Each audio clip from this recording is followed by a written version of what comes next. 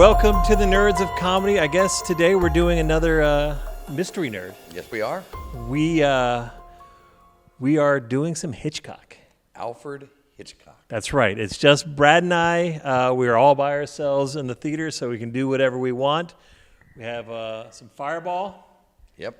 Cheers. Pandemic 2020. Ooh, 80-20 Fireball. That's right. Woo! Wash it down with a little beer. That's a good idea. So, we are here at the Push Comedy Theater to talk to you today about Psycho.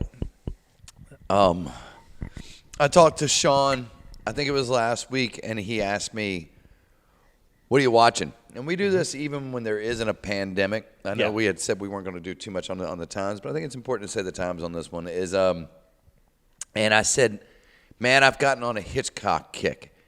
And it started a conversation between the two of us to where we nerded out for, I'm going to say 45 minutes on a phone call between two men like this is pretty rare, where we did. And then it was like, well, why don't we do one? And I think we arbitrarily, well, not arbitrarily, I guess we. Yeah, well, I think we're going to do two in this session. So this episode that you're watching right now, and then we're also going to be doing Rear Window, which I guess that's how the conversation started. It started with that. And then we both said we like Psycho, but it's not one that we come back to.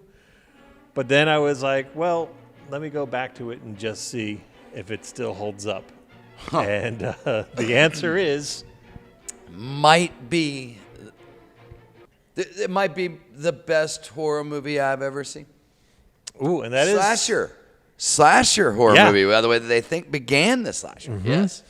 Which is high praise because you are a huge horror fan. Well, we're both huge horror fans. We are. And a huge Halloween fan, which is going to come up. I do want to preface it that I'm looking at the cameras on this.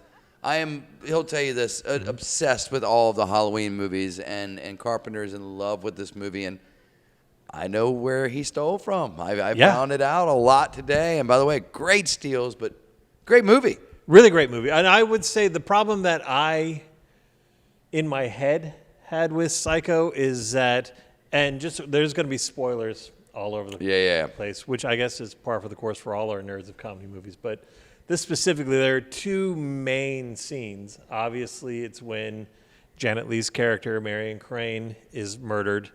And then the other where the reveal of Norman Bates dressed up as his... Come on. Yes, come on. But I would say for me, in my mind, is when you took away those two big reveals,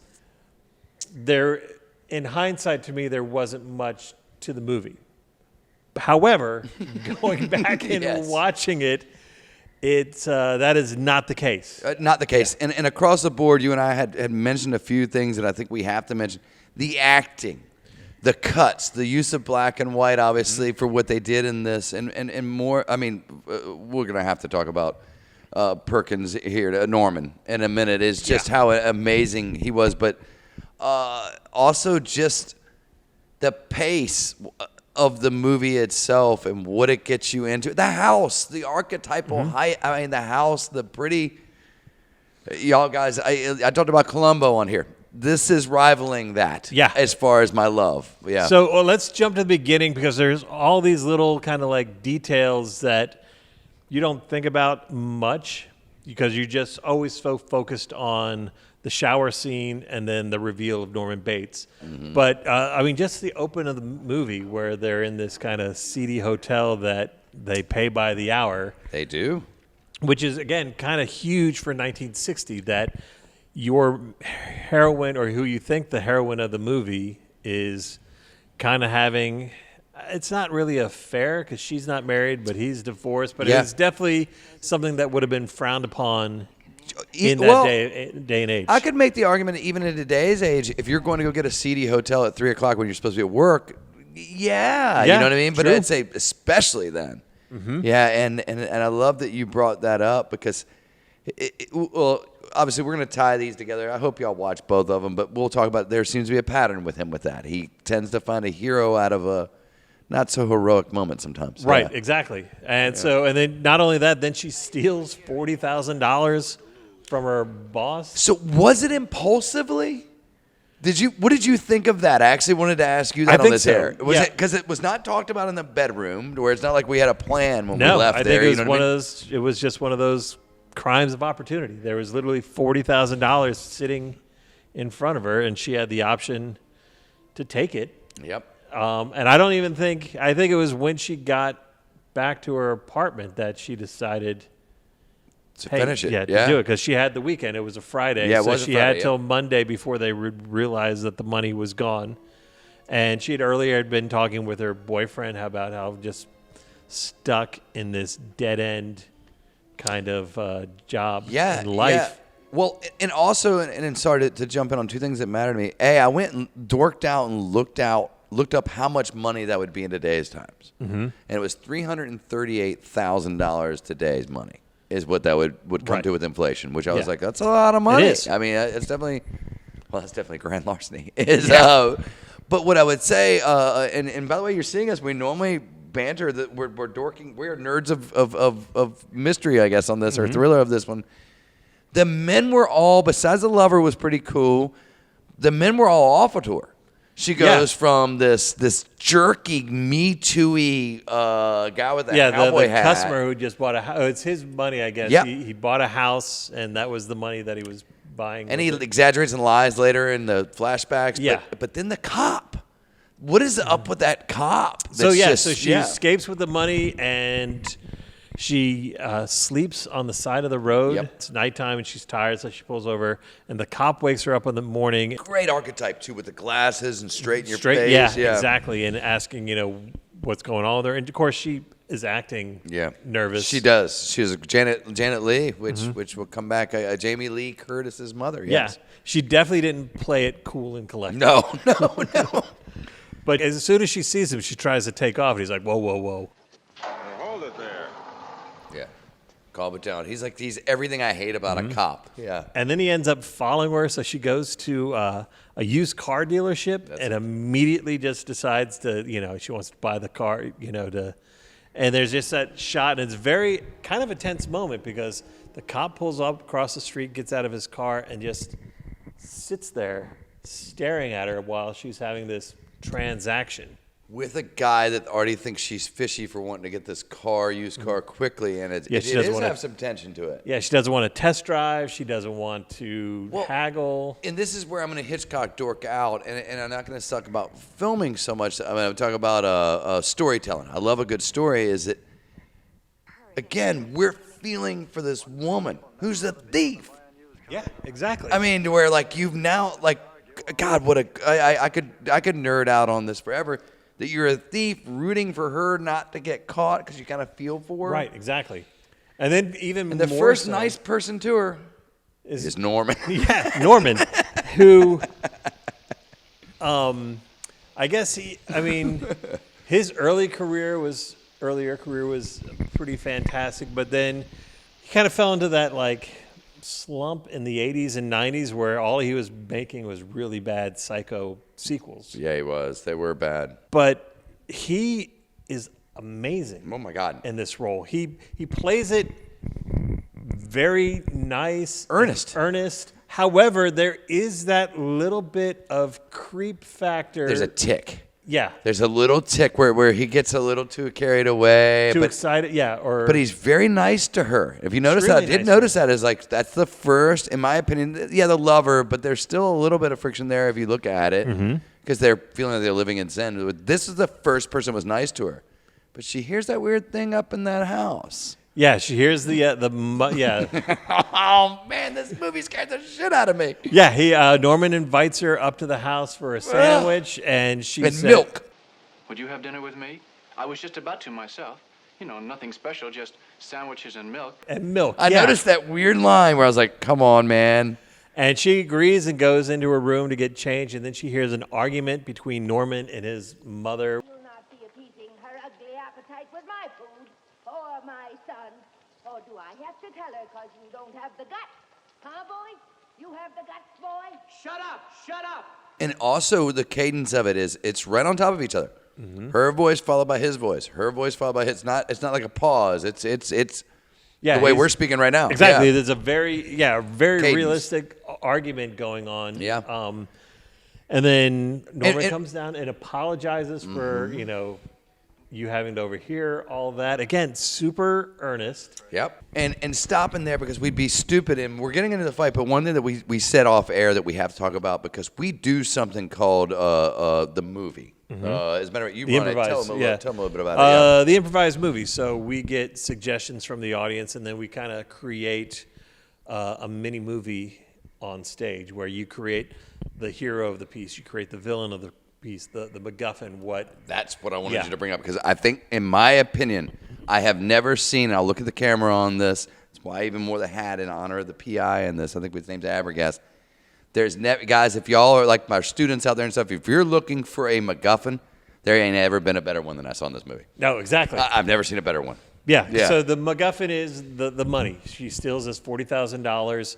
It's why the private eye is looking after her. It's why her... What's a MacGuffin, though, if you don't mind me saying? The MacGuffin is something that drives the plot. In Raiders of the Lost Ark, it was the Ark of the Covenant. In Star Wars, the original Star Wars, it was the Death Star plans. It's something that is driving... Pulp Fiction, it's this gold suitcase. Yeah, the briefcase. Yeah, the briefcase, sorry. Briefcase that... Keeps it moving. Yeah, and this one... Oh, we'll get to it in a minute. So I apologize. Yeah. So she has this little dinner with Norman in the office of the motel, and again, there's all the taxidermy. The taxidermy, which is kind of weird. So it's one of those things like, if she had survived and the cops were interviewing later, it's like, were there any warning signs? She probably would have said. Maybe. I mean, he would get very excitable when talking about his mother. Yes, he did. And about his taxidermy birds, because they were like his friends and stuff like that, which, again, gives you pause. But at the same time, he's very nice and genuine. And they're both adults, and he did ask for sandwiches and milk. He seems like a kid.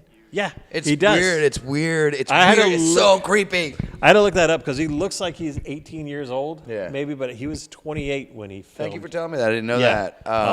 He was 28 years old. Yeah, but he does. He looks like a kid.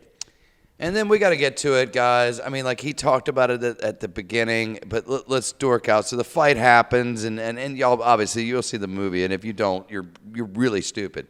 That's how much I like this movie, and I think most people do. Let's get to the shower scene, shall we? I mean, let's go to it, because we talked about it. It made me learn. He talks about the improvised movie. I get picked on a lot for not knowing lingo or jargon for movies. Like, I guess you have wide shots and medium shots and Dutch angles. And so, I don't know a lot of these things, but I learned a new one was called something called a match shot, where you'll take something like the drain that happens in this, and then you'll put it into her eye. But there was something else that I'd love to know the name for. I don't know how he does it, but I guess it's an establishing shot is where they have the shower curtain itself. I don't know if you remember when you look at it, and it's obviously extra large, but they have it, and everything's fun, and she's kind of relaxing the day away, because, I mean, we all can feel like what it feels like to steal. You know, like, I mean, imagine the pressure she's under, and she's still a normal person, except for she did something bad. But when that movement happens, you just see the slight shadow behind her. Yeah. And then and that perfect score of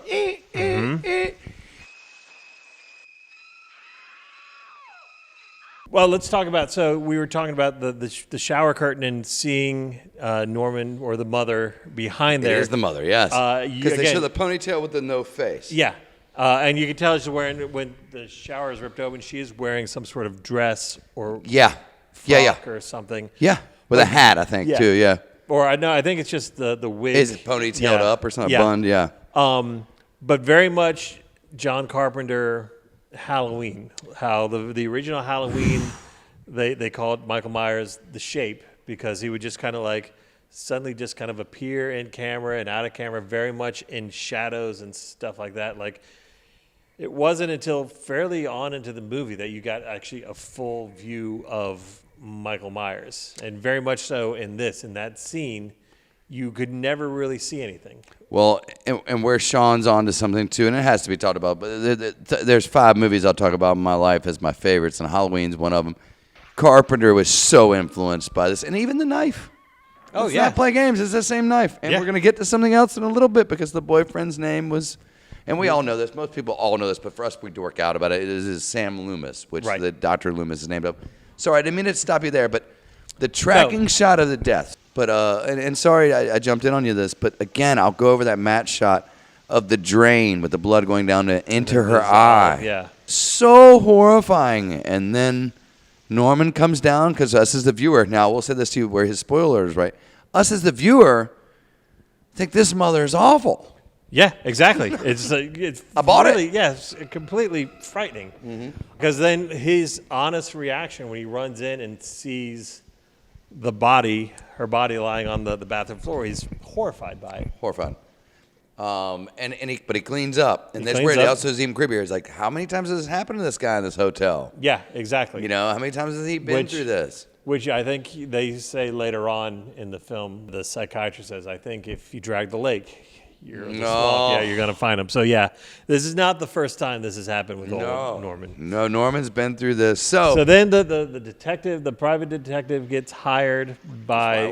Abergast. Yeah, And he is Abergast. fantastic. He really is. He's kind of a dick, Yes. but also... Pushy. Just pushy. Pushy. Yeah, pushy is probably a pretty good... He's that guy he's a good private investigator. Yeah, And I'd they're- hire him. The deal is that if they can find Marion and she brings the money back, everything will be forgotten. Yeah, that was said in the when they're talking to the sister and the boyfriend, and Yeah. when they said they won't prosecute, but they want their money back. Yeah. So he goes, there's just montage of him going to motel to motel to motel till he finally arrives at the Bates Motel. And an amazing kind of back and forth with Norman, where at first Norman is playing it fairly cool. But he has one slip up where he says there hasn't been anybody here for 3 weeks.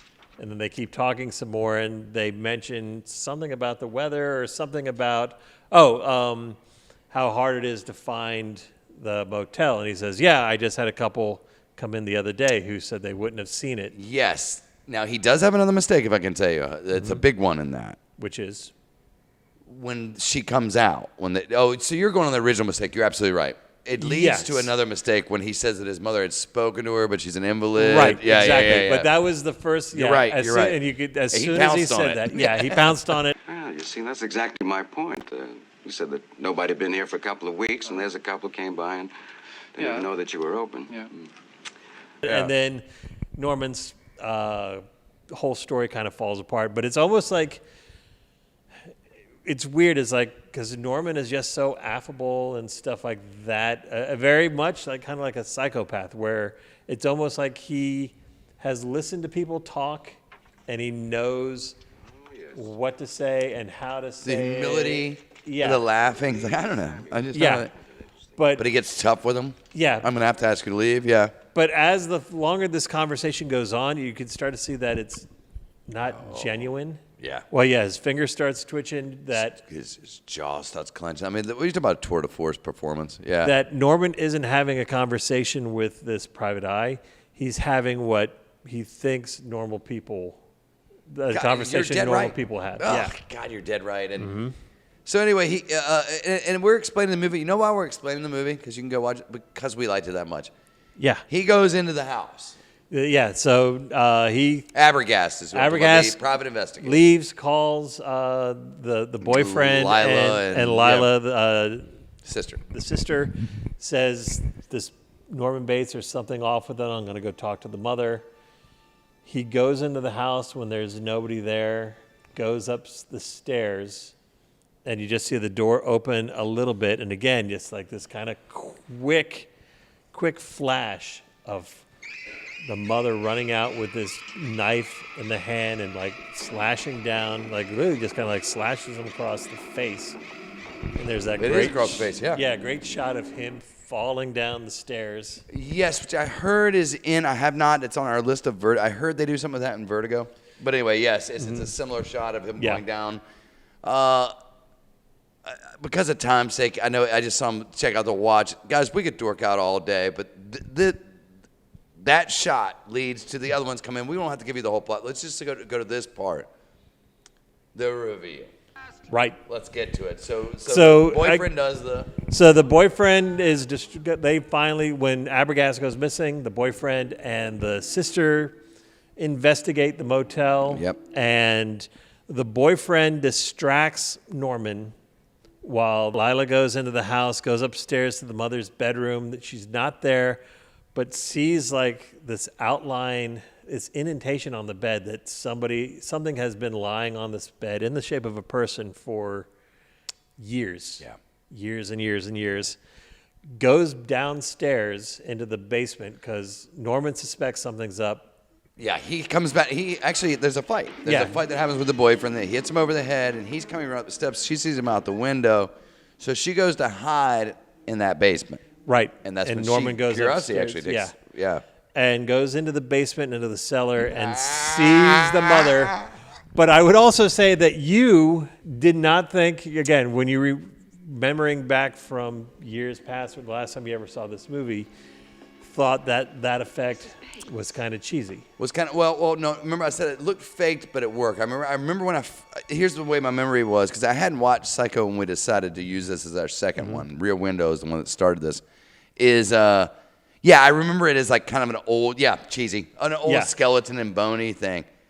No. But I was wrong. Yeah. Oh my gosh, when she spins the chair around, and the mother is just this desiccated corpse with the eye sockets, and like this weird kind of grin, the lips expression all pulled back. and all there, and then Sean knows it's coming. Like, I mean, come on, let's just talk about it. And then you hear this weird kind of like scream type thing, and she turns around, and Norman is in the doorway. Comes storming into it, though. Yeah, running, he really comes storming in. And dressed with a dress and a wig and this big long knife, but just the look. Expression, we've been talking about this off air, is so...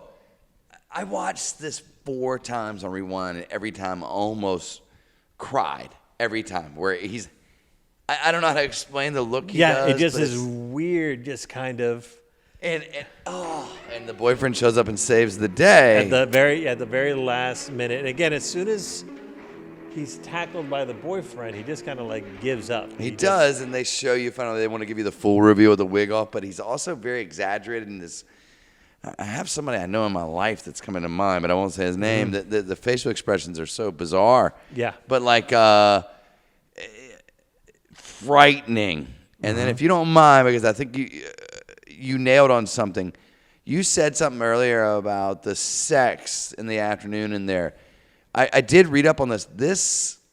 This movie's kind of the beginning of a few things. It's your first time that he's made sexuality in a movie where they're having an afternoon thing. He's brought a slasher film. And this part that Sean brought up to me off air that I think is so cool to bring up is the doctor. Yeah, so the doctor comes in. Or the psychiatrist, I guess. Kind of comes in and kind of sums everything up, which a lot of people like see it almost as a cop-out. It's one of those things where he's kind of summing up for the audience everything, what has happened. And a lot of people, what a lot of people think is that if you had just ended it right there, the movie would have been even more frightening. But this... They're kind of explaining who the boogeyman really is. I like the explanation, and I never even, I was reading something else where I saw that comment, was that scene needed? All right, I get where you're coming from, but I'll tell you what, without that, you don't get the fly scene. Right. So and the fly scene, go screw yourself. That scene gives me chills watching it, where it's so creepy. I hope they are watching. They'll see. They'll see and they'll know. And they'll say, why, she wouldn't even harm a fly. God, this movie. Like I said, I stand corrected. When we were talking about what Hitchcock movies, was like, should we do Psycho? And I'm like, there's no rewatch value in Psycho. I was wrong. I was dead wrong. Absolutely, me too. Yeah. This movie is for me is class act. It's in my. I'm an Alfred Hitchcock fan. And plus, let's think about it. I remember the first time I heard about this movie was a parody of it in Vacation. Oh, when he pulled, I think it might have been European Vacation. I can't remember, but he pulls the thing back and he's like, eek. I think it's regular Vacation, actually. He makes the sound effect, And I'm like, what is that, Mom? I remember my brother's like, you don't know what that is? It's Psycho, man.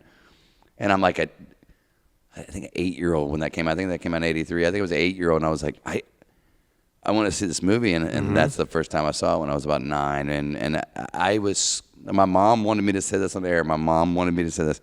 I slept in my parents' bed for a week after I saw that movie. Wow. Yeah, for a week. That movie was that scary to me. So that is Psycho. If you have never seen it, or if you haven't seen it in a while, go back. The rewatch value is still there on this movie. So this is the mystery nerds, because I guess Psycho it's kind of Thriller, mystery slasher, yeah. It's tenuous, yeah, but the thread is there, so we're going to call it mystery nerds. There it is. So for the mystery nerds, I'm Sean. And I'm Hillary. We'll see you next week.